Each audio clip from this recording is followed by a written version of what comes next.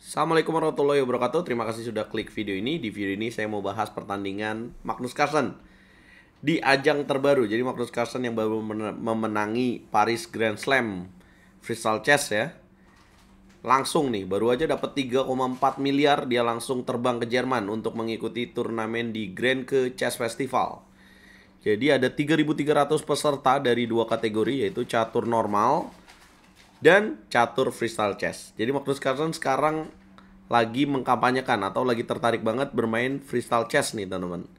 Buat teman-teman yang baru nonton, freestyle chess itu seperti apa? Seperti ini susunannya guys. Ini ditemukan oleh legenda catur Bobby Fischer tahun 1996 dengan susunan acak, mengandalkan kemampuan kita nih. Tidak ada teori di game ini, hanya mengandalkan skill kita dari langkah pertama. Nah, bedanya dari Paris Grand Slam Tour kemarin, teman-teman. Kalau kemarin kan undangan. Kalau ini terbuka, guys. Jadi Magnus Carlsen bisa bertemu dengan pecatur di babak pertama. Dia bertemu dengan elo rating 2227. Waduh. Antara seneng dan sedih juga ya. Senangnya ketemu Magnus Carlsen, sedihnya baru babak pertama jadi tumbal. Tapi apapun itu ya, teman-teman. Kita akan bahas gamenya. Dan turnamen ini juga diikuti oleh Hans Niemann. Hans Niemann yang sempat mundur di Paris Grand Slam mengikuti turnamen ini guys. Jadi kita akan lihat apakah nanti, mudah-mudahan bisa terjadi, Magnus Carlsen bertemu dengan Hans Niemann teman-teman. Ya langsung aja kita bahas gamenya. Magnus Carlsen pegang buah putih, bermain dengan langkah G4. Kemudian dijawab dengan langkah B6, gajah ke petak G2 mengancam benteng. Dijawab dengan gajah B7. Cari remis ya nggak sih lawan Magnus Carlsen, langsung ditukar.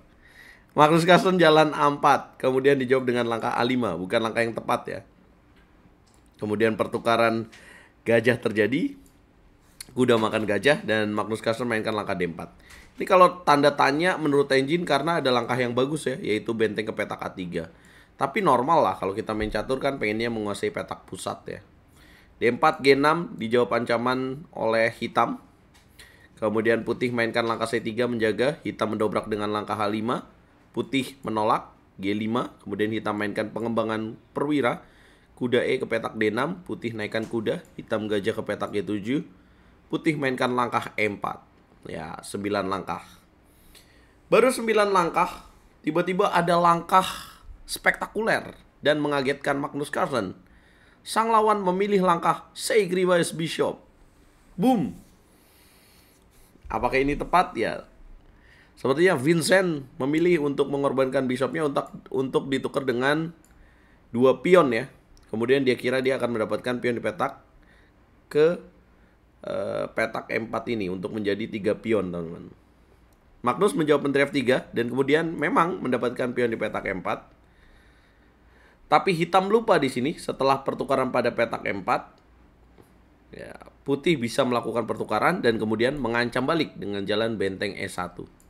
Hitam mainkan kuda mundur ke petak D6. Kalaupun dijaga ada F3 ya. Kemudian putih benteng E7. Hitam melakukan rokade panjang. Kemudian putih kuda C3. Hitam mainkan langkah C6. Putih gajah E3 mengancam pion B6. Hitam raja C7. Putih gajah F4. 17 langkah hitam menyerah. Satu perwira, pengembangan koordinasi buahnya putih juga lebih bagus, diancam semua. Ya, itulah yang membuat Vincent akhirnya menyerah. Cepet banget ya.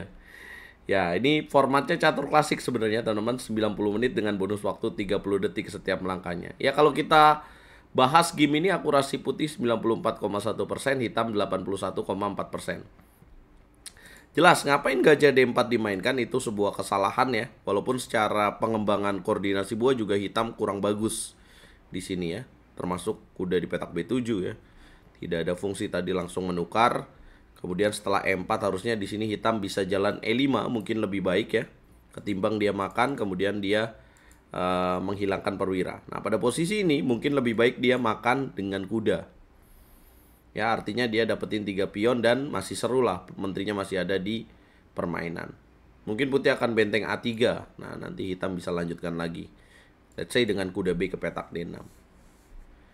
Ya, main catur normal aja susah. Apalagi main catur Fischer Random Freestyle Chess seperti ini ya, teman-teman. Kita mesti benar-benar meracik posisi yang bagus untuk bisa, apalagi lawan kita Magnus Carlsen. Nah, selain Magnus Carlsen juga ada pecatur lainnya ya teman-teman, yaitu ada Arjun Erigaisi dari India yang menang juga. Kemudian ada Caruana, kemudian ada Yane Pomniachtchi menang juga. Kemudian ada Ravin Chitambaram, dan ada Shahryar Mamediyarov, ada Wesley So. Banyak banget. Berapa sih total hadiah yang didapetin dari turnamen ini? Totalnya adalah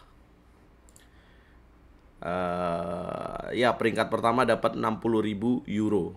Ya memang tidak sebesar Grand Slam ya, 200.000. Nah ini guys. Selain freestyle chess, Grand Chess Classic ini menyediakan format lain ya, yaitu format catur normal. Nah Hans Niemann kayaknya mainnya di sini ya, bukan di itu ya. Coba kita lihat, cari nama Hans Niemann. Oh tidak ada. Berarti dia benar main di... Yes, Hans Niemann main di freestyle chess. Ini dia nih. Ya, menangnya cepat juga, 23 langkah. Coba kita bahas. Oke. Oh, jago juga dia nyusun posisinya. Wah, ini menarik ya. Mudah-mudahan ketemu Magnus di pertandingan ini. Dan kita akan lihat. Cakep mainnya. Kuda ke petak 4. Benteng B1, C5, kemudian E4. Kita akan lihat apakah Hans Niemann mampu mengejutkan Magnus. Koordinasi buahnya juga cukup bagus nih. Wah, bakal jadi lawan Magnus yang seru nih. Segriva is the queen. Checkmate guys. Akurasinya gila juga, 97,3% guys. Luar biasa Hans Niemann. Waduh, keren banget sih. Aku suka koordinasi buahnya dari Hans Niemann, bagaimana dia mendevelopment buahnya di awal, dan kemudian dia meracik posisinya jadi solid banget tuh, lihat.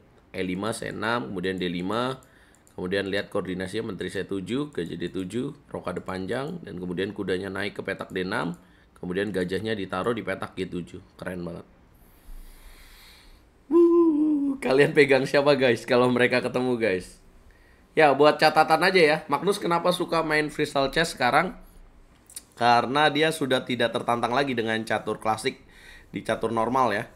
Dan ya memang hadiahnya memang lebih besar ya, Magnus lebih tertarik di sini, dan juga dia masih penasaran karena Magnus salah satu atau satu-satunya gelar yang mungkin dia belum capai adalah menjadi juara dunia catur freestyle chess. Catur freestyle chess ini sekarang dipegang oleh Hikaru Nakamura, juara dunianya guys. Apa komentar kalian? Jangan lupa like, share, komen, dan subscribe. Kalau kalian mau nonton live, kita ramaikan. Ini pertandingannya selalu jam 12 malam guys. Gimana menurut kalian? Kita nonton gak? Kita gas gak guys?